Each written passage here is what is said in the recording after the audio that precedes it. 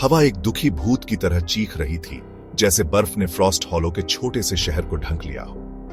Christmas की पूर्व संध्या पर शहर भयानक रूप से शांत था। हर घर की खिड़कियों में रोशनी टिमटिमा रही थी, लेकिन कोई भी कैरोलर्स बर्फीली सड़कों पर जाने की हिम्मत नहीं कर रहा था।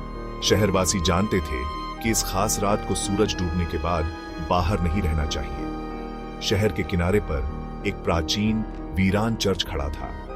उसका टेढ़ा घंटाघर अंधेरे आसमान में चुभ गया और कहा जाता है कि उसकी घंटी, जो लंबे समय से खामोश थी, केवल इसी रात बजती थी।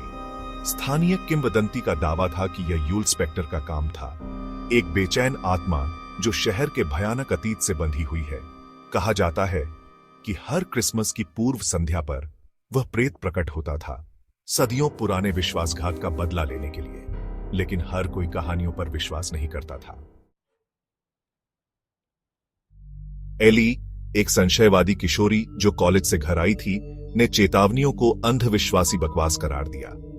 हालांकि उसका छोटा भाई मैक्स कहानी से ऑब्सेस्ड था।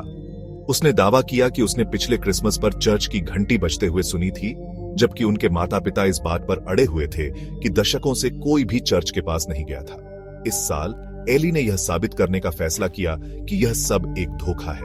एक टॉर्च और मैक्स के साथ घबराहट से पीछे पीछे आते हुए वह कड़ाके की ठंड में निकल पड़ी। वे चर्च के जितने करीब पहुंचे, बर्फ उतनी ही तेज होती गई। उनके जूतों की कर्कश आवाज के अलावा हर आवाज को दबा दिया। चर्च उनके सामने मंडरा रहा था। उसकी काली खिड़कियां खाली आंखों के सॉकेट की तरह थीं। एली ने धक्का दिया तो दरवाजा एक भयानक कराह के साथ खुल गया। उसकी टॉर्च की किरण अंदर घने अंधेरे को चीर रही है। एली, देखो, यहां कुछ भी नहीं है। पर मैक्स ठिठक गया। Max, Ellie! वह वेदी की ओर इशारा करते हुए फुसफुसाया। वहां एक पीली आकृति खड़ी थी, फटे हुए वस्त्र पहने हुए थी, जो हवा की कमी के बावजूद लहरा रहे थे।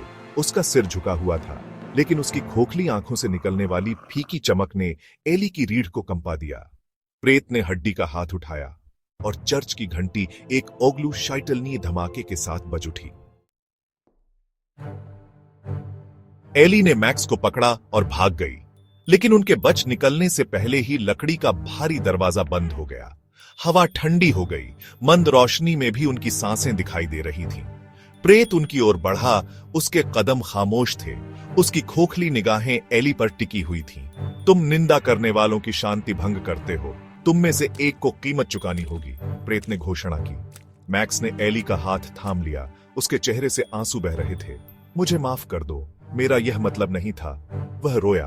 प्रेत ने अपना सिर झुका लिया, मानो उसकी दलील पर विचार कर रहा हो। फिर उसने फिर हाथ उठाया और घंटी एक बार फिर बजी। मैक्स के नीचे की जमीन फट गई। ठंड और छाया के घूमते हुए अथाह कुंड का खुलासा। नहीं, एली चिल्लाई। मैक्स को अपनी सारी ताकत से पकड़ लिया, लेकिन रसातल का खिंचाव बहुत मजबूत था। हताशा के एक अंतिम कार्य में उसने उसे पीछे की ओर धकेल दिया, उसे ठोस जमीन पर गिराते हुए, जैसे ही उसे बर्फीले शून्य में घसीटा गया। आखिरी चीज जो उसने देखी वह मैक्स का भयभीत चेहरा था, इससे पहले कि अंधेरा उसे अपनी चपेट में ले लेता। अगली सुबह शहरवासियों ने मैक्स को चर्च के दरवाजे पर बेहोश पाया, ठंड से सनी एक होली की शाखा पकड़े हुए। उसने उन्हें बताया कि क्या हुआ था, लेकिन किसी ने उसकी बात पर विश्वास नहीं किया, सिवाय चर्च की घंटी की फीकी आवाज के, जो हर क्रिसमस की पूर्व संध्या पर शहर में गूंजती थी। उस बहन की भूतिया याद दिलाती है जो उसे बचाने के लिए साए में गायब हो गई थी।